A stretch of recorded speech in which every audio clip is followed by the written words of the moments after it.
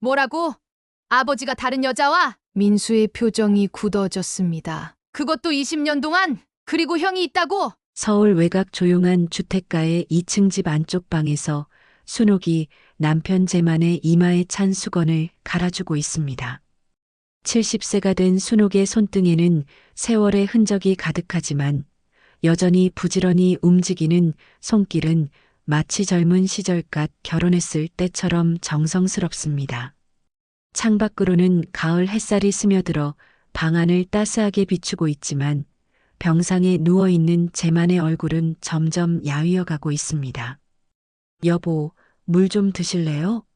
순옥이 조심스럽게 물었지만 재만은 고개만 미약하게 돌릴 뿐 대답하지 않습니다. 암 진단을 받은 지 벌써 2해가 지났고 최근 들어서는 말수도 부쩍 줄어들었습니다. 순옥은 마음속으로 불안감이 커져가는 것을 느끼면서도 애써 평정심을 유지하려 애쓰고 있습니다. 남편의 손을 잡아보니 예전보다 훨씬 차갑고 말랐습니다. 거실 탁자 위에 놓인 태블릿에서 영상통화 벨소리가 울립니다. 미국에 살고 있는 아들 민수의 아내 지혜가 안부를 묻는 전화입니다. 순옥은 서둘러 손을 닫고 화면을 터치합니다. 지혜는 35세의 젊은 며느리로 시어머니를 정성스럽게 챙기는 마음씨 좋은 여성입니다. 어머니, 안녕하세요. 아버님 상태는 어떠세요? 지혜의 목소리에는 걱정이 가득합니다. 화면 너머로 보이는 지혜의 표정도 예전 같지 않게 침울합니다. 미국 시간으로는 새벽이지만 시어머니가 걱정되어 일부러 일찍 일어나서 전화를 건 것입니다. 응, 별로 달라진 건 없어. 그냥 조용히 누워 계셔. 순옥은 일부러 밝은 목소리로 대답하지만 속마음은 복잡합니다. 사실 재만의 상태는 점점 악화되고 있고 병원비도 만만치 않아서 집 담보대출까지 받았던 상황입니다. 하지만 멀리 떨어져 있는 아들 부부에게는 걱정을 끼치고 싶지 않았습니다. 민수는 어떻게 지내고 있어요? 순옥이 며느리에게 묻습니다. 아들은 바쁜 직장 생활 때문에 자주 연락하지 못하고 대신 지혜가 시어머니와의 연락을 도맡아 하고 있습니다. 지혜는 한국어도 유창하고 예의도 바른 며느리여서 순옥은 늘 고마워하고 있습니다. 회사 일로 출장이 많아서 힘들어하고 있어요. 그런데 아버지 상태가 안 좋아지시면 언제든지 한국으로 돌아가겠다고 하거든요. 지혜의 말에 순옥은 고개를 끄덕입니다. 멀리 떨어져 있어도 가족의 마음은 하나라는 생각이 듭니다. 아들이 효자라는 것을 알고 있지만 지금 당장 한국으로 돌아오기에는 현실적인 어려움이 많다는 것도 이해하고 있습니다. 아버님께서 드시고 싶어 하시는 음식은 없으세요? 지혜가 걱정스러운 목소리로 묻습니다. 순옥은 잠시 생각해 보다가 고개를 젓습니다. 재만은 요즘 들어 식욕도 잃은 상태여서 억지로 죽이나 미움 정도만 넘기고 있는 실정입니다. 영상통화를 마친 후 순옥은 다시 남편 곁으로 돌아갑니다. 재만은 창밖을 바라보며 무언가 깊은 생각에 잠겨 있는 듯합니다. 40년 넘게 함께 살아온 남편이지만 요즘 들어서는 무슨 생각을 하는지 알 수가 없습니다. 예전에는 아무리 힘든 일이 있어도 서로 이야기를 나누었는데 지금은 벽을 쌓은 것처럼 마음을 열지 않습니다. 여보, 무슨 생각해요? 순옥이 조심스럽게 물어봅니다. 재만은 잠시 순옥을 바라보더니 입을 열려다가 다시 닫습니다. 무언가 말하고 싶은 듯하지만 차마 말을 꺼내지 못하는 모습입니다. 그의 눈동자에는 복잡한 감정이 얽혀 있습니다. 순옥은 마음속으로 불안감을 느낍니다. 우리 부부는 평범한 가족이었다고 믿었는데 왜 이렇게 허전할까 하는 생각이 듭니다. 남편이 숨기고 있는 것이 무엇인지 짐작조차 할 수 없지만 뭔가 중요한 이야기를 하지 못하고 있다는 느낌은 확실합니다. 결혼 생활 동안 서로에게 비밀을 가진 적이 없었는데 지금 이 순간만큼은 남편이 낯선 사람처럼 느껴집니다. 저녁 식사를 준비하면서 순옥은 문득 지난 40여 년의 결혼 생활을 되돌아봅니다. 아이들을 키우느라 생계를 꾸리느라 정신없이 살아왔지만 그래도 행복했던 기억들이 많습니다. 재만이 직장에서 돌아와 아이들과 놀아주던 모습, 가족여행을 갔던 추억들, 아들의 결혼식 때 함께 기뻐했던 순간들이 주마등처럼 스쳐 지나갑니다. 그런데 지금 이 순간만큼은 왜 이렇게 마음이 불안한지 모르겠습니다. 마치 무언가 큰 일이 일어날 것 같은 예감이 가슴 한편을 짓누르고 있습니다. 순옥은 이런 자신의 감정을 이해할 수 없어서 더욱 답답합니다. 재만은 병상에서 천장을 바라보며 깊은 한숨을 쉽니다. 그의 마음속에는 아내에게 차마 말하지 못한 비밀 하나가 무겁게 자리 잡고 있습니다. 죽음이 다가오고 있다는 것을 느끼면서도 그 비밀만은 끝까지 숨기고 싶어 합니다. 하지만 동시에 그 비밀 때문에 마음이 편치 않다는 것도 사실입니다. 밤이 깊어가면서 순옥은 남편 옆에서 조용히 뜨개질을 합니다. 바늘 소리만이 정적을 깨뜨리고 있습니다. 이렇게 평화로워 보이는 일상 속에서 아무도 예상하지 못한 큰 균열이 서서히 벌어지기 시작하고 있습니다. 내일이면 모든 것이 바뀔 것이라는 사실을 이 부부는 아직 모르고 있습니다. 재만이 숨을 거둔 것은 그로부터 일주일 후의 일이었습니다. 순옥은 남편의 마지막 순간을 지키며 눈물을 흘렸지만 동시에 마음 한편으로는 이상한 안도감도 느꼈습니다. 더 이상 고통스러워하지 않아도 된다는 생각 때문이었습니다. 하지만 무엇보다 재만이 끝까지 무언가를 말하려다가 결국 하지 못했다는 사실이 순옥을 괴롭혔습니다. 장례식 준비는 지혜가 한국으로 급히 돌아와서 도맡아 했습니다. 민수는 비자 문제로 며칠 늦게 도착할 예정이어서 지혜 혼자서 모든 것을 처리해야 했습니다. 순옥은 충격으로 인해 제대로 된 판단을 내리기 어려운 상황이었고 지혜는 시어머니를 위해 최선을 다해 장례 절차를 밟아나갔습니다. 어머니, 빈소는 시립병원 장례식장으로 정했어요. 아버님이 평소 검소하게 지내기를 좋아하셨으니까 조촐하게 치르는 게 좋을 것 같아요. 지혜가 조심스럽게 말했습니다. 순옥은 고개를 끄덕이며 지혜의 손을 꼭 잡았습니다. 이렇게 힘든 시기에 며느리가 이렇게 도와주니 정말 고마웠습니다. 첫날 조문객들이 찾아오기 시작했습니다. 재만의 직장 동료들, 동네 이웃들, 친척들이 하나둘씩 들러서 조의를 표했습니다. 순옥은 상복을 입고 빈소에 앉아 조문객들을 맞이하며 인사를 받았습니다. 지혜는 옆에서 조물록을 정리하고 부의금을 관리하며 순옥을 도왔습니다. 고인이 참 좋은 분이셨어요. 직장에서도 인망이 두터우셨는데 재만의 전 직장 상사가 위로의 말을 건넸습니다. 순옥은 눈물을 닦으며 고마다는 인사를 했습니다. 이런 식으로 첫날은 무사히 지나갔고 이튿날도 비슷하게 조문객들의 발길이 이어졌습니다. 그런데 발인을 하루 앞둔 마지막 날 오후 예상치 못한 일이 벌어졌습니다. 빈소 입구에 커다란 근조화환 2개가 배달되어 왔는데 화환에 적힌 이름을 본 순옥과 지혜는 당황했습니다. 고 재만님의 영면을 빕니다. 마이너스 안에 미정 올림이라고 적혀 있었던 것입니다. 이게 뭐죠? 지혜가 화환을 배달한 직원에게 물었습니다. 배달 직원은 잘못 배달된 건 아닌지 확인해 보더니 주소와 고인의 이름이 정확하다며 그냥 가버렸습니다. 순옥은 화환을 바라보며 머릿속이 하얘졌습니다. 안에 미정이라니 도대체 누구를 말하는 것일까요? 그때 빈소 입구로 검은 옷을 입은 여성 한 명이 들어왔습니다. 나이는 60 정도로 보이는 단정한 인상의 여자였습니다. 미정이라고 불러야 할 그 여자는 순옥을 보자 잠시 머뭇거리더니 천천히 다가왔습니다. 빈소 안의 분위기가 순간 얼어붙었습니다. 실례합니다. 미정이 조심스럽게 말을 꺼냈습니다. 저는 고인과 20년을 함께 산 사람입니다. 아내로서 인사드리러 왔어요. 그 말이 떨어지자 빈소 안에 있던 모든 사람들이 숨을 죽였습니다. 순옥은 의자에서 일어나려다가 다리에 힘이 풀려 주저앉을 뻔했습니다.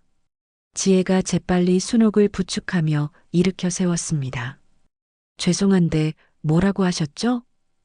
지혜가 최대한 침착한 목소리로 물었습니다. 하지만 그의 얼굴도 창백해져 있었습니다. 다른 조문객들도 무슨 일인지 모르겠다는 표정으로 상황을 지켜보고 있었습니다.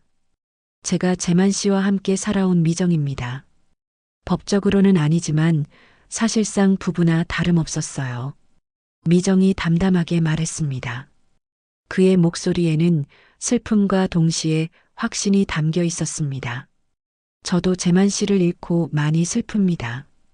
그래서 마지막 인사를 드리고 싶어서 왔어요. 순옥은 현실 감각을 잃은 듯 멍하니 서 있었습니다. 20년을 함께 살았다는 말이 도무지 이해가 되지 않았습니다.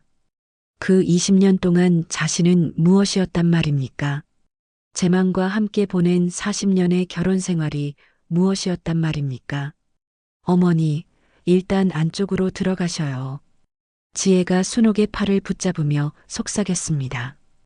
다른 조문객들이 있는 상황에서 이런 일이 벌어지는 것을 막아야 했습니다. 지혜는 미정에게도 눈짓을 하며 따로 이야기할 것을 청했습니다. 미정은 고개를 끄덕이며 지혜를 따라 장례식장 한쪽 상담실로 향했습니다. 순옥도 비틀거리며 따라갔습니다. 빈소에 남은 조문객들은 서로 수군거리며 무슨 일인지 궁금해했지만 감히 따라오지는 못했습니다. 상담실 문이 닫히자 미정이 다시 입을 열었습니다. 저는 재만 씨를 속일 생각이 없어요. 증거도 다 있고요. 재만 씨와 제가 함께 산 집도 공동 명의로 되어 있어요. 미정이 가방에서 서류 몇 장을 꺼내 보여주었습니다. 부동산 등기부등본과 공과금 납부 내역서들이었습니다. 지혜는 서류를 받아보며 확인했습니다. 정말로 재만의 이름과 미정의 이름이 함께 적혀 있었습니다. 순옥은 그 서류들을 보며 현실을 받아들일 수 없었습니다. 남편이 자신 모르게 다른 여자와 20년 동안 살았다는 사실이 믿어지지 않았습니다. 도대체 뭘 원하는 거예요? 순옥이 떨리는 목소리로 물었습니다. 미정은 순옥을 바라보며 잠시 말을 잇지 못했습니다. 그의 눈에도 눈물이 맺혀 있었습니다.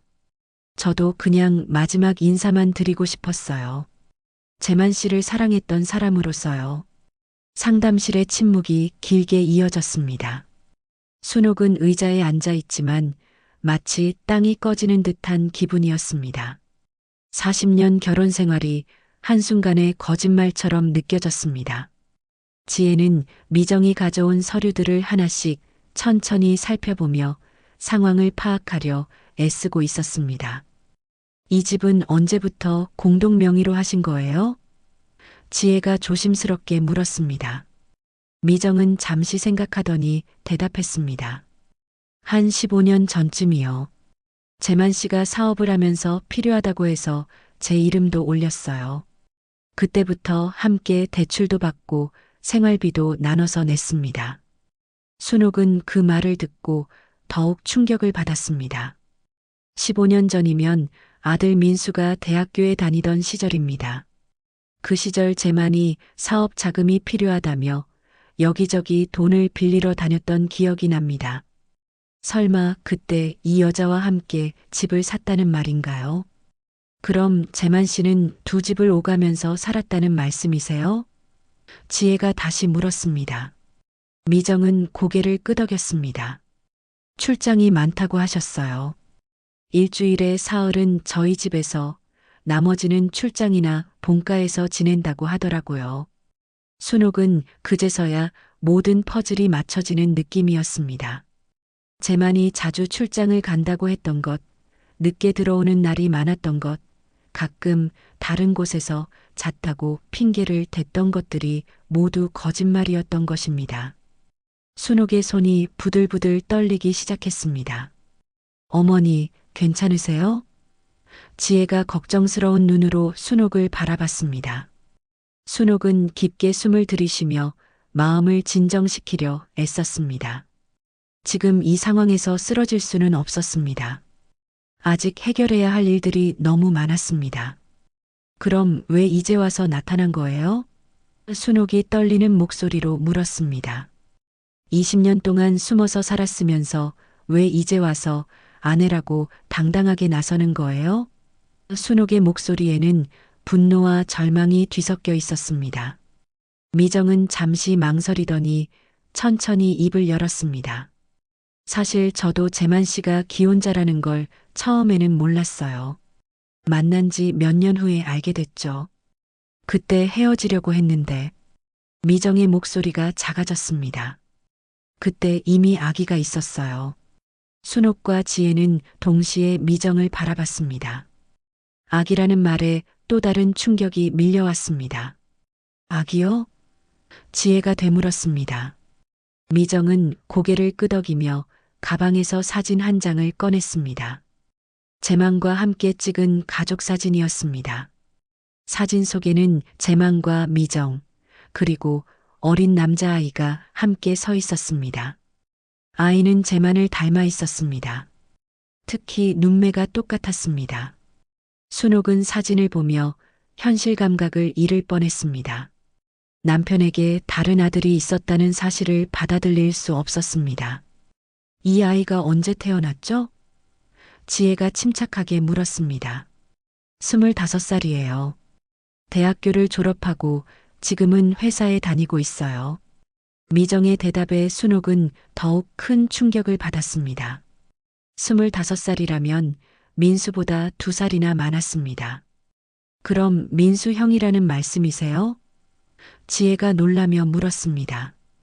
미정은 고개를 끄덕였습니다. 동훈이가 첫째예요. 재만 씨가 많이 예뻐했어요. 학비도 대주고 용돈도 꼬박꼬박 줬죠.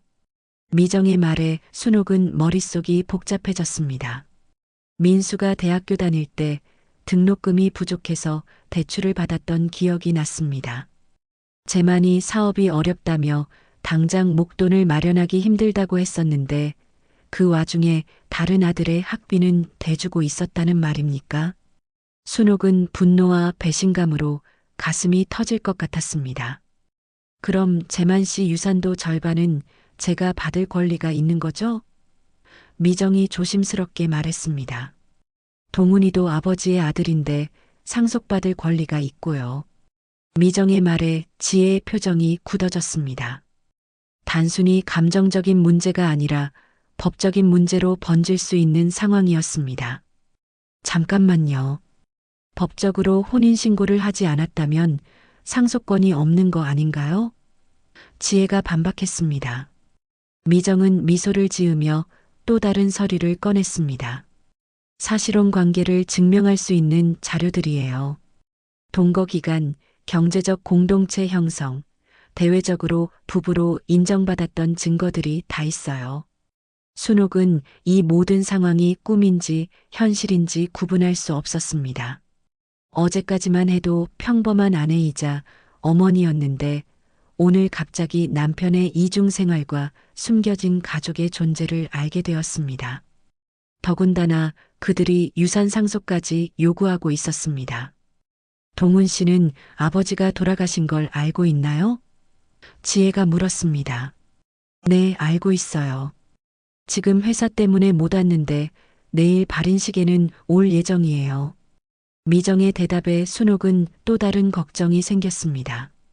내일 발인식에 그 아들까지 온다면 더 큰 혼란이 일어날 것 같았습니다. 어머니, 일단 오늘은 조용히 장례를 치르는 게 좋겠어요. 지혜가 순옥에게 조심스럽게 말했습니다. 법적인 문제는 장례 후에 차근차근 정리하죠. 순옥은 고개를 끄덕였지만 마음은 전혀 정리되지 않았습니다. 미정은 일어서며 마지막으로 말했습니다. 저는 재만 씨를 진심으로 사랑했어요. 그리고 동훈이에게 아버지는 재만 씨 한 분뿐이에요. 그 점만은 이해해 주세요. 그 말을 남기고 미정은 상담실을 나갔습니다. 순옥과 지혜는 한동안 말없이 앉아 있었습니다. 40년 결혼 생활이 무너져 내리는 소리가 들리는 것 같았습니다. 내일이면 더 큰 폭풍이 몰아칠 것 같다는 불안감이 두 사람을 짓눌렀습니다. 발인식 당일 아침, 순옥은 잠을 거의 이루지 못한 채 일어났습니다. 어젯밤 내내 미정이 한 말들이 머릿속을 맴돌았습니다. 지혜는 일찍 일어나서 발인 준비를 하고 있었고, 민수도 새벽 비행기를 타고 도착해 장례식장으로 향하고 있었습니다. 어머니, 괜찮으세요? 지혜가 걱정스러운 표정으로 순옥을 바라봤습니다. 순옥의 얼굴은 하룻밤 사이에 더욱 야위어 보였습니다. 응, 괜찮아. 오늘만 넘기면 돼. 순옥이 억지로 미소를 지으며 대답했지만 속마음은 전혀 괜찮지 않았습니다. 민수가 장례식장에 도착한 것은 오전 9시경이었습니다. 오랜만에 보는 아들의 모습에 순옥은 잠시나마 위안을 느꼈습니다. 어머니, 고생 많으셨어요. 민수가 어머니를 끌어안으며 위로의 말을 건넸습니다. 지혜는 남편에게 어젯밤 있었던 일을 간략하게 설명했습니다. 뭐라고? 아버지가 다른 여자와? 민수의 표정이 굳어졌습니다. 그것도 20년 동안? 그리고 형이 있다고? 민수는 믿을 수 없다는 표정으로 지혜를 바라봤습니다. 지혜는 어젯밤 미정이 보여준 서류들과 사진을 민수에게 보여주었습니다. 이건 정말 아버지야? 민수가 사진을 보며 놀라워했습니다. 사진 속 재만의 모습은 분명히 자신이 알던 아버지였습니다. 그런데 옆에 있는 여자와 아이는 전혀 모르는 사람들이었습니다. 나보다 2살 많은 형이 있었다고? 민수는 아직도 현실을 받아들이기 어려워했습니다. 그때 장례식장 입구로 젊은 남성 한 명이 들어왔습니다. 키가 크고 단정한 인상의 남자였는데 얼굴이 재만과 많이 닮아 있었습니다. 특히 눈매와 코 모양이 거의 똑같았습니다. 미정이 그 남자 옆에서 함께 들어왔습니다. 저희 아들 동훈입니다. 미정이 조심스럽게 소개했습니다. 동훈은 정중하게 인사를 했습니다. 안녕하세요. 고인의 아들 동훈입니다. 아버지의 마지막 길을 배웅하러 왔습니다. 그의 목소리는 차분했지만 슬픔이 묻어 있었습니다. 민수와 동훈이 처음 마주하는 순간 장례식장 안의 공기가 얼어붙었습니다. 두 사람은 서로를 바라보며 말을 잇지 못했습니다. 닮은 점이 너무 많아서 부자지간임을 부정할 수 없었습니다. 순옥은 이 광경을 보며 더욱 큰 충격을 받았습니다. 발인식이 시작되었지만 분위기는 어색했습니다. 동훈도 상주 역할을 하려고 했고 민수도 자신이 아들이라며 맞섰습니다. 친척들과 조문객들은 무슨 일인지 몰라 하며 수군거렸습니다. 지혜가 중재에 나서서 겨우 발인식을 마칠 수 있었습니다. 화장장에서 모든 절차를 마친 후 가족들은 다시 한자리에 모였습니다.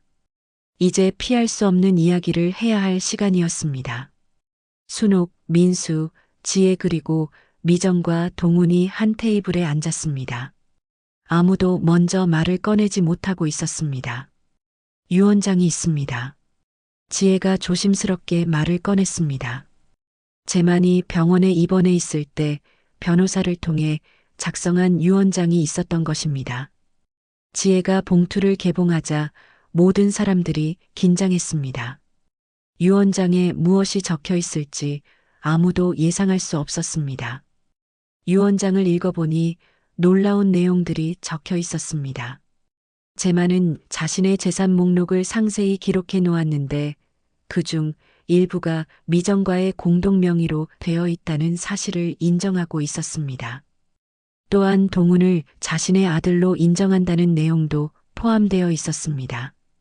아버지가 이런 걸 남겨놓으셨다니. 민수가 유언장을 보며 중얼거렸습니다. 제만은 유언장에서 자신의 잘못을 인정하면서도 두 가족 모두를 사랑했다고 적어 놓았습니다. 그리고 서로 미워하지 말고 이해해달라는 당부의 말도 남겨놓았습니다. 그럼 유산은 어떻게 나누어지는 건가요? 순옥이 떨리는 목소리로 물었습니다. 미정은 가져온 서류들을 다시 꺼냈습니다. 공동 명의로 된 부동산과 예금이 있어요. 이건 제가 권리를 주장할 수 있는 부분이고요. 동훈이도 아들로서 상속받을 권리가 있어요. 지혜가 계산기를 꺼내서 대략적인 유산 규모를 계산해 봤습니다. 순옥이 알고 있던 재산보다 훨씬 많았습니다. 제만이 미정과 함께 모은 재산들이 상당했던 것입니다. 하지만 순옥 쪽에서는 집 담보대출과 병원비 때문에 빚이 더 많은 상황이었습니다. 어머니, 병원비로 얼마나 들어갔어요? 민수가 걱정스럽게 물었습니다. 순옥은 그동안 숨겨왔던 경제적 어려움을 털어놓았습니다. 제만의 치료비로 집까지 담보로 잡혔고 카드빚도 상당히 쌓여 있었습니다. 민수는 그 사실을 처음 알고 충격을 받았습니다. 그럼 어머니는 빚만 떠안게 되는 건가요? 민수가 분노에 찬 목소리로 말했습니다. 아버지가 다른 곳에서는 재산을 불려놓고 정작 어머니는 빚더미에 앉게 만든 거예요? 민수의 목소리가 점점 커졌습니다. 동훈이 조심스럽게 입을 열었습니다. 저희도 아버지의 병환에 대해서는 최근에야 알았어요. 만약 미리 알았다면 치료비를 도왔을 텐데. 동훈의 말에는 진심이 담겨 있었습니다. 하지만 이미 벌어진 일을 되돌릴 수는 없었습니다. 이제 어떻게 해야 할까요? 순옥이 한숨을 쉬며 물었습니다. 법적으로 복잡한 상황이 되어버렸습니다. 미정과 동훈에게도 권리가 있고 순옥과 민수에게도 권리가 있었습니다. 하지만 감정적으로는 받아들이기 어려운 현실이었습니다. 모든 사람들이 말없이 앉아 있었습니다. 제만한 사람 때문에 이렇게 많은 사람들이 상처받고 있었습니다. 가족의 의미가 무엇인지, 진짜 가족이 누구인지 혼란스러운 상황이었습니다. 유산 문제가 본격적으로 불거지면서 양쪽 가족 간의 갈등이 심해졌습니다. 미정은 변호사를 선임했고 순옥 쪽에서도 법적 대응을 준비해야 했습니다. 지혜가 나서서 변호사 상담을 받아보니 상황은 생각보다 복잡했습니다. 사실혼 관계와 혼외자, 인정 문제가 얽혀 있어 쉽게 해결될 일이 아니었습니다. 어머니, 일단 아버님 명의로 된 모든 재산 목록부터 정확히 파악해야 해요. 지혜가 순옥에게 말했습니다. 하지만 순옥은 제만의 재산 상황을 정확히 알지 못했습니다. 결혼 생활 내내 제만이 경제적인 부분은 혼자 관리했기 때문입니다. 순옥은 생활비만 받아서 가게를 꾸려왔을 뿐이었습니다. 은행을 돌아다니며 제만 명의의 계좌들을 찾아보니 놀라운 사실이 드러났습니다. 순옥이 알고 있던 것보다 훨씬 많은 돈이 있었습니다. 하지만 그중 상당 부분이 미정과의 공동명의 계좌였습니다. 심지어 순옥이 전혀 모르는 투자 상품들도 여러 개 있었습니다. 도대체 언제 이런 걸 다 해놓은 거야? 순옥이 통장을 보며 한탄했습니다. 제만이 사업을 한다며 여기저기 돌아다녔던 시기에 이런 일들을 처리해 놓았던 것 같았습니다. 순옥은 그동안 남편을 얼마나 모르고 살았는지 깨닫게 되었습니다. 며칠 후 미정 쪽 변호사에게서 연락이 왔습니다. 공동명의 재산에 대한 소유권 주장과 함께 동훈의 상속권도 인정하라는 내용이었습니다. 더 나아가 지난 20년간의 생활비와 양육비까지 계산해서 추가로 요구하고 있었습니다. 순옥은 그 내용을 보고 기절할 뻔했습니다. 이건 너무하잖아요. 민수가 분노하며 말했습니다. 그동안 어머니가 아버지 병간호하느라 고생한 건 뭐가 되는 거예요? 집까지 담보로 잡아가면서 치료비 된 건 누가 보상해 줄 건가요? 민수의 목소리에는 억울함이 가득했습니다. 지혜가 차분하게 상황을 정리하려 했습니다. 일단 법적으로 가능한 부분과 불가능한 부분을 나눠서 생각해 봐야 해요. 사실혼이라고 해도 모든 권리를 다 인정받을 수는 없거든요. 하지만 상대방 변호사도 만만치 않을 것 같았습니다. 그런데 조사 과정에서 더욱 충격적인 사실이 드러났습니다. 순옥이 재만의 서재를 정리하던 중 오래된 일기장을 발견한 것입니다. 일기장에는 재만의 솔직한 심경이 적혀 있었습니다. 미정과의 만남이 어떻게 시작되었는지, 왜 헤어지지 못했는지에 대한 이야기들이 상세히 기록되어 있었습니다. 일기를 읽어보니 재만이 미정과 만난 것은 우연이 아니었습니다. 순옥과의 결혼 생활에서 느끼는 답답함과 외로움을 달래기 위해 의도적으로 다른 여자를 만난 것이었습니다. 더욱 충격적인 것은 순옥이 재만의 외도를 눈치채고 있었다는 사실도 일기에 적혀 있었다는 점입니다. 어머니가 알고 계셨다고요? 지혜가 놀라며 물었습니다. 순옥은 일기장을 보고 과거의 기억들이 되살아났습니다. 실제로 재만의 행동이 수상하다고 느낀 적이 여러 번 있었습니다. 늦게 들어오는 날이 많아졌고 전화 통화를 숨기는 일도 있었습니다. 알고는 있었어. 하지만 확실하지 않았고 순옥이 힘들게 말을 이어갔습니다. 그리고 민수가 아직 어렸는데 아버지를 나쁜 사람으로 만들 수는 없었어. 그냥 모른 척하고 살았지. 순옥의 목소리에는 깊은 한이 서려 있었습니다. 지혜는 시어머니의 심경을 이해할 수 있었습니다. 많은 여성들이 가정의 평화를 위해 남편의 외도를 묵인하며 살아갑니다. 하지만 그 대가가 이렇게 클 줄은 몰랐을 것입니다. 순옥은 평생 참고 견뎌왔는데 결국 이런 상황을 맞게 된 것입니다. 그럼 이 일기장이 증거가 될 수 있을까요? 민수가 물었습니다. 변호사와 상담해 본 결과 일기장의 내용이 법정에서 유리하게 작용할 수도 있다고 했습니다. 재만이 자신의 잘못을 인정하고 있고 순옥에 대한 미안함도 표현하고 있었기 때문입니다. 하지만 미정 쪽에서도 가만히 있지 않았습니다. 동훈을 통해 재만과의 추억이 담긴 사진들과 편지들을 증거로 제출했습니다. 재만이 동훈을 친아들로 여기며 사랑했다는 증거들이었습니다.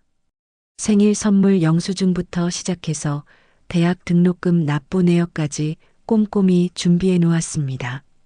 이 사람들이 이렇게 치밀하게 준비해 온 거였구나. 순옥이 상대방이 제출한 자료들을 보며 중얼거렸습니다. 20년 동안 단순히 동거만 한 것이 아니라 법적 다툼까지도 대비해서 증거들을 모아놓은 것 같았습니다. 법정 공방이 길어질수록 순옥의 마음은 더욱 지쳐갔습니다. 남편을 잃은 슬픔도 채가시지 않았는데 유산 문제로 싸워야 하는 현실이 너무 괴로웠습니다. 차라리 다 포기하고 싶어. 순옥이 지혜에게 털어놓았습니다. 어머니, 포기하시면 안 돼요. 어머니가 평생 고생하신 걸 생각해 보세요. 지혜가 순옥을 달랬습니다. 하지만 순옥은 이미 지쳐 있었습니다. 40년 결혼 생활이 이렇게 끝나는 것이 너무 허무했습니다. 민수도 회사를 휴직하고 한국에 머물면서 어머니를 도왔지만 상황은 쉽게 해결되지 않았습니다. 양쪽 모두 한 발씩 물러설 생각이 없었습니다. 미정은 정당한 권리를 찾는 것이라고 주장했고 순옥 쪽에서는 40년 정혼에 대한 예의라도 지켜달라고 호소했습니다. 시간이 지날수록 가족 간의 상처는 깊어져만 갔습니다. 재만한 사람의 이기적인 선택이 이렇게 많은 사람들을 불행하게 만들고 있었습니다. 과연 이 문제가 해결될 수 있을지 그리고 진정한 화해가 가능할지 아무도 확신할 수 없었습니다. 법정 공방이 한 달째 계속되면서 양쪽 가족 모두 지쳐가고 있었습니다. 순옥은 스트레스로 인해 잠을 제대로 이루지 못했고 민수와 지혜도 연일 변호사 사무실과 법원을 오가며 바쁜 나날을 보내고 있었습니다. 미정과 동훈 쪽에서도 마찬가지로 힘든 시간을 보내고 있는 것 같았습니다. 어느 날 오후 지혜가 제만의 유품을 정리하기 위해 그의 서재에 들어갔습니다. 책장 정리를 하던 중 오래된 책 사이에서 봉투 하나가 떨어졌습니다. 봉투에는 순옥에게라고 제만의 글씨로 적혀 있었습니다. 지혜는 급히 순옥을 불렀습니다. 어머니, 이거 보세요. 지혜가 봉투를 순옥에게 건네주었습니다. 순옥은 남편의 글씨를 보며 손이 떨렸습니다. 언제 써놓은 편지인지는 모르겠지만 분명히 자신에게 전하고 싶었던 말이 있었던 것 같았습니다. 순옥은 조심스럽게 봉투를 열었습니다. 편지에는 제만의 솔직한 심경이 담겨 있었습니다. 순옥아, 이 편지를 읽고 있다면 아마 내가 이미 세상을 떠난 후일 것이다. 평생 너에게 하지 못한 말들을 이제라도 써본다. 나는 너를 사랑했다. 지금도 사랑한다. 하지만 동시에 미정도 사랑했다. 이 모순된 감정을 어떻게 설명해야 할지 모르겠다. 순옥의 눈에서 눈물이 흘러내렸습니다. 남편의 마지막 고백을 듣는 기분이었습니다. 편지는 계속 이어졌습니다. 너와 결혼한 것을 후회한 적은 없다. 민수를 낳고 기른 것도 내 인생의 가장 큰 기쁨이었다. 하지만 어느 순간부터 나는 이기적인 사람이 되어버렸다. 두 여자를 모두 잃고 싶지 않았다. 지혜도 편지 내용을 함께 읽으며 눈물을 흘렸습니다. 제만의 진심이 느껴졌지만 동시에 그의 이기심도 명확히 드러나 있었습니다. 미정에게도 같은 편지를 써놓았다. 동훈에게도 편지를 남겼다. 나 때문에 상처받을 모든 사람들에게 미안하다는 말을 전하고 싶었다. 미정 씨에게도 편지를 써놨다고? 순옥이 놀라며 물었습니다. 지혜가 서재를 더 자세히 뒤져보니 정말로 미정에게라고 적힌 봉투와 동훈에게라고 적힌 봉투가 더 있었습니다. 제만은 죽기 전에 세 사람 모두에게 편지를 써놓았던 것입니다. 이 편지들을 전달해야 할까요? 지혜가 순옥에게 물었습니다. 순옥은 한참 고민했습니다. 미정과 동훈에게 남편의 마지막 말을 전해주는 것이 옳은 일인지 확신이 서지 않았습니다. 하지만 제만의 유언을 무시할 수도 없었습니다. 다음 날 순옥과 지혜는 미정에게 연락을 취했습니다. 뵙고 드릴 말씀이 있어요. 순옥이 조심스럽게 말했습니다.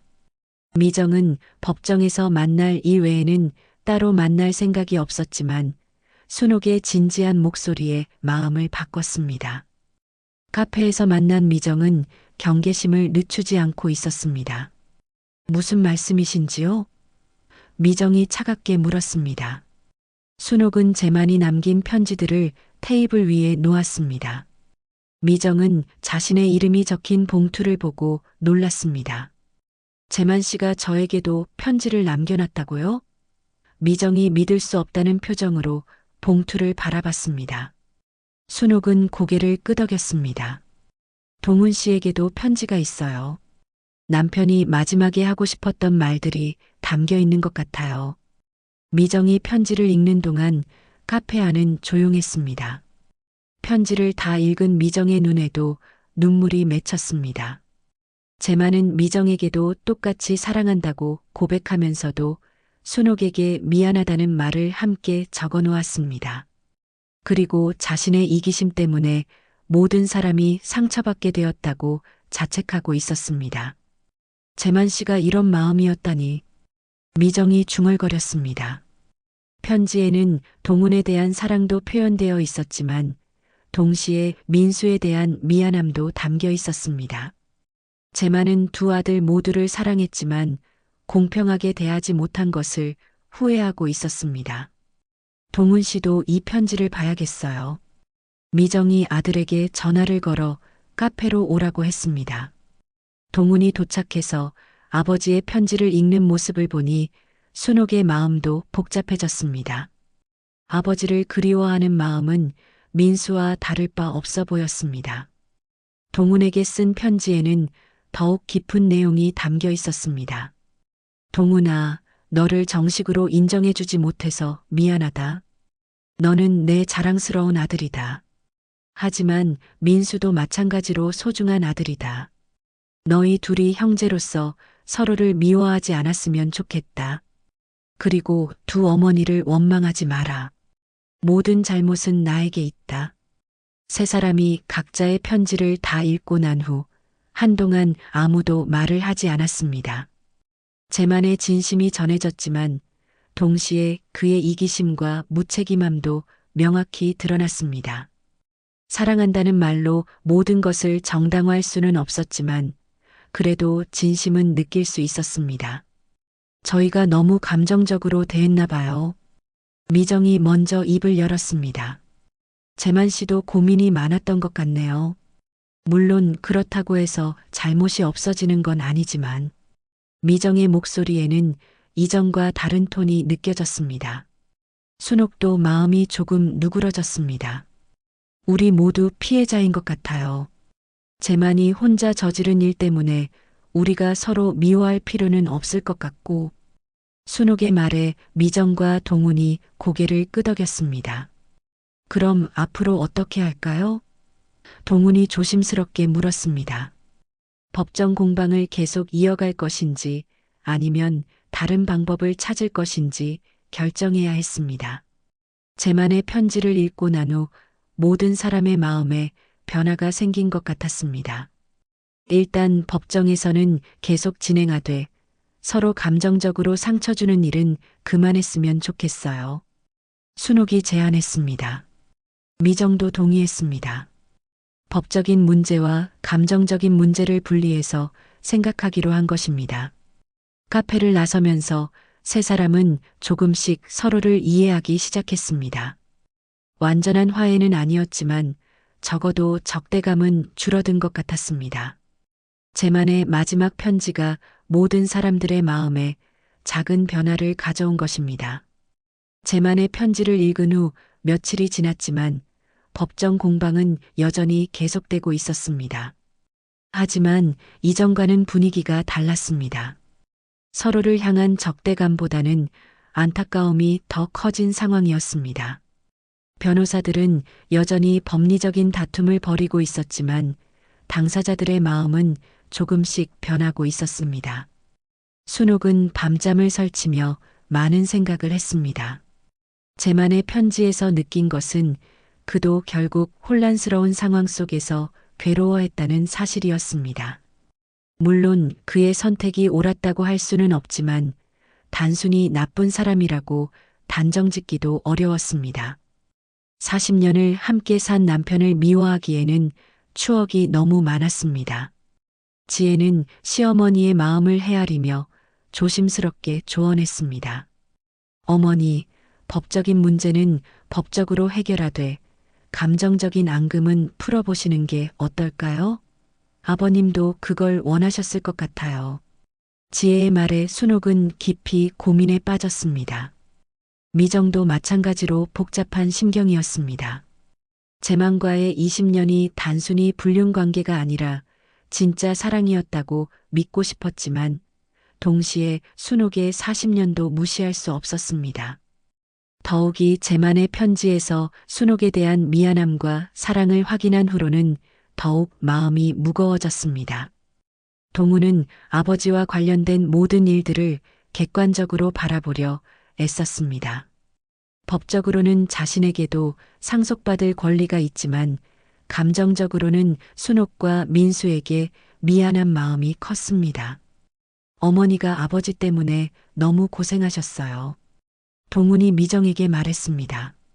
마침내 최종 변론 날이 다가왔습니다. 법정에서 판사는 양쪽의 주장을 다시 한번 정리했습니다. 법적으로는 미정과 동훈에게도 일정한 권리가 인정될 가능성이 높았습니다. 사실혼 관계의 인정과 혼외자의 상속권은 최근 판례에서도 점점 넓게 해석되고 있었습니다. 하지만 최종 변론을 앞두고 예상치 못한 일이 벌어졌습니다. 미정이 갑자기 일어나서 발언을 요청한 것입니다. 재판장님, 제가 할 말이 있습니다. 미정의 갑작스러운 발언에 법정 안의 모든 사람들이 주목했습니다. 저는 유산 중 일부를 포기하겠습니다.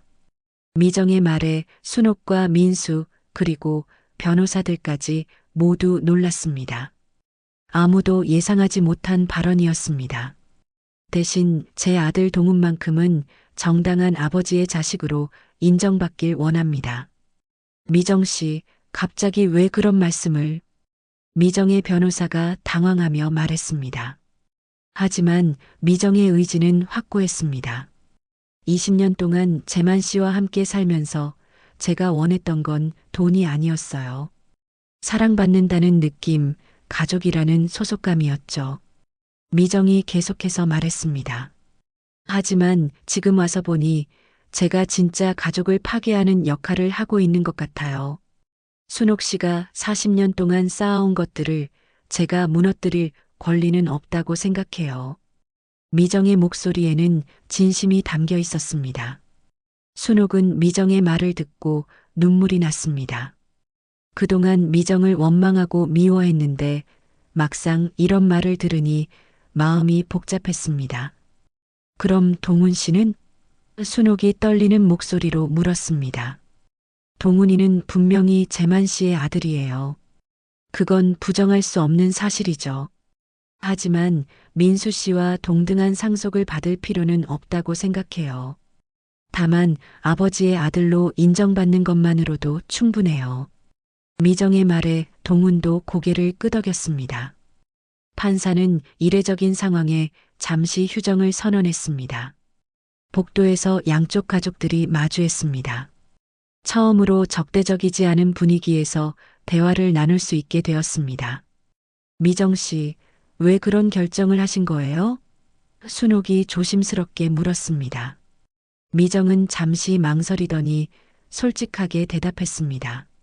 재만 씨의 편지를 읽고 나니 제가 얼마나 이기적이었는지 깨달았어요.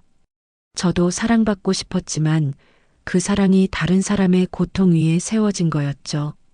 그래도 20년이라는 시간이. 순옥이 말하다가 멈췄습니다. 미정의 20년도 무시할 수 없는 시간이었습니다. 그 시간 동안 미정도 나름대로 진심으로 재만을 사랑했고 동훈을 키우며 가정을 꾸려왔습니다. 순옥 씨, 저희가 원수가 될 필요는 없을 것 같아요. 미정이 먼저 손을 내밀었습니다. 재만 씨를 제대로 알지 못한 건 저도 당신도 마찬가지였나 봐요. 그 사람은 우리 둘 다를 사랑했지만 동시에 우리 둘 다를 속였죠. 순옥은 미정의 손을 잡았습니다. 처음으로 마음이 통하는 느낌이었습니다. 두 여자 모두 재만이라는 한 남자 때문에 행복하기도 했고 불행하기도 했습니다. 서로를 미워할 이유보다는 이해할 이유가 더 많았습니다. 민수와 동훈도 처음으로 형제로서 대화를 나눴습니다. 형이라고 부르기 어색하긴 하지만 민수가 웃으며 말했습니다.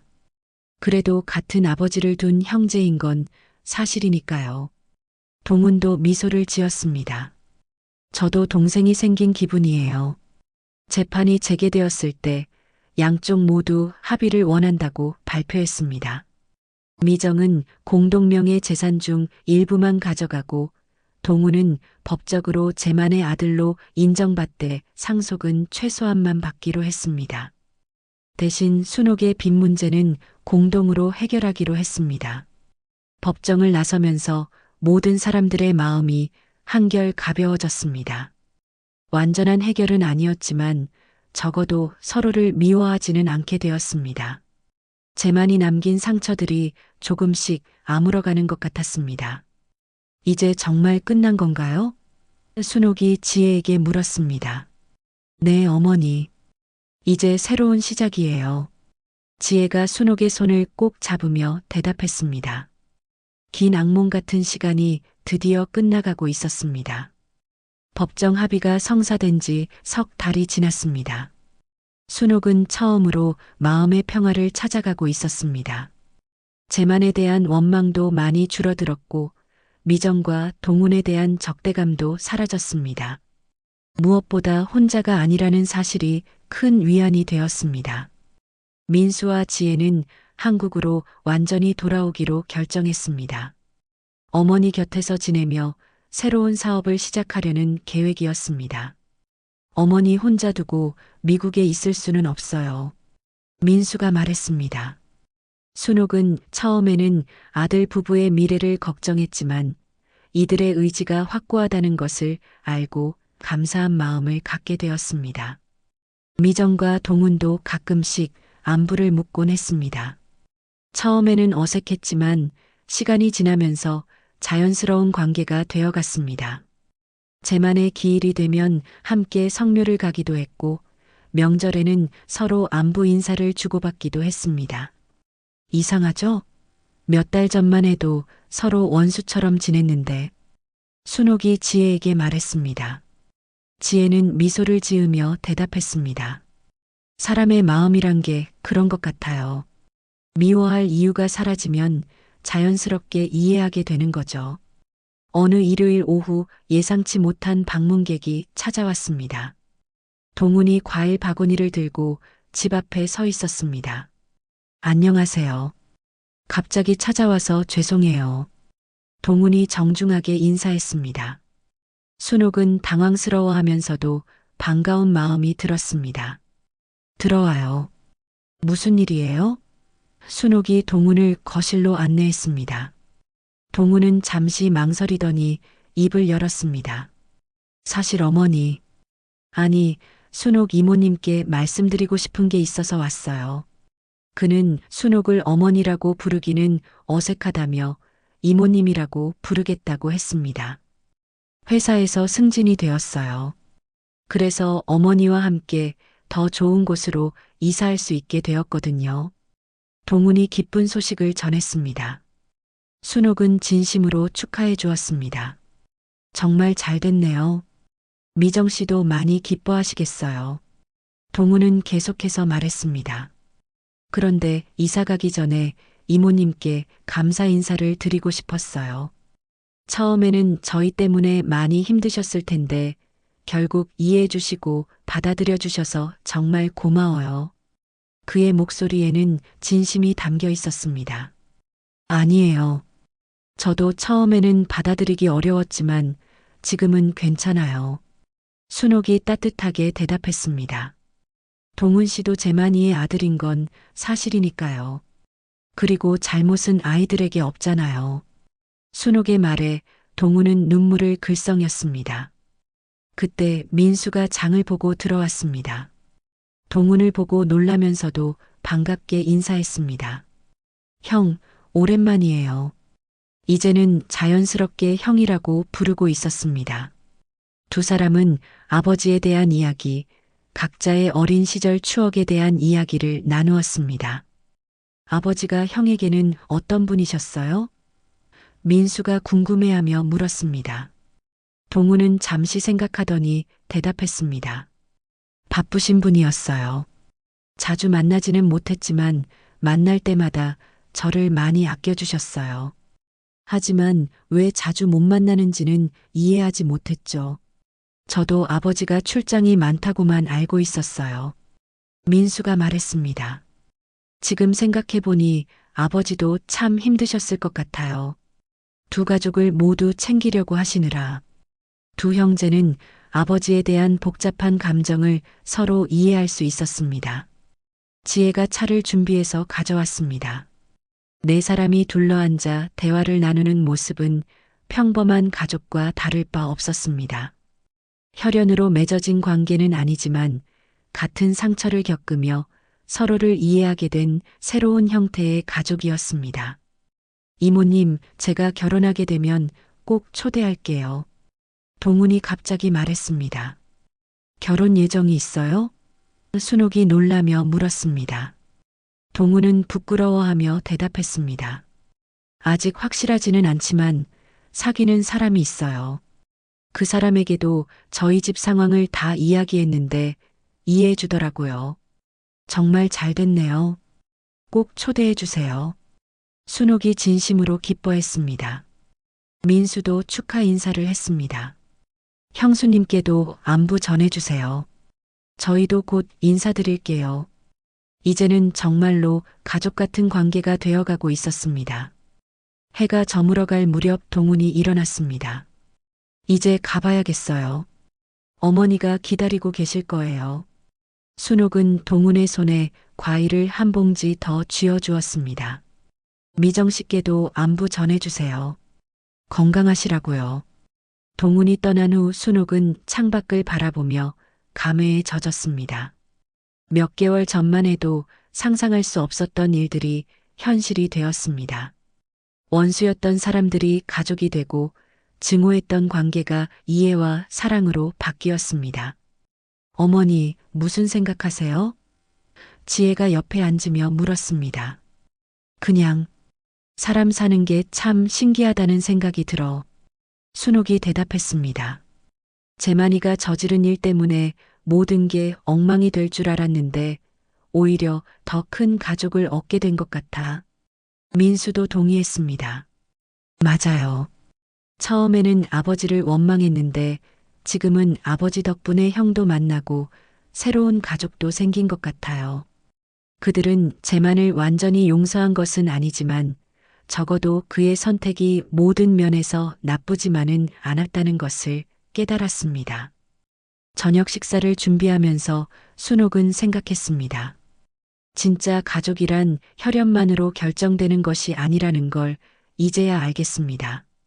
서로를 이해하고 받아들이며 상처를 함께 치유해 나가는 사람들이야말로 진정한 가족인 것 같았습니다.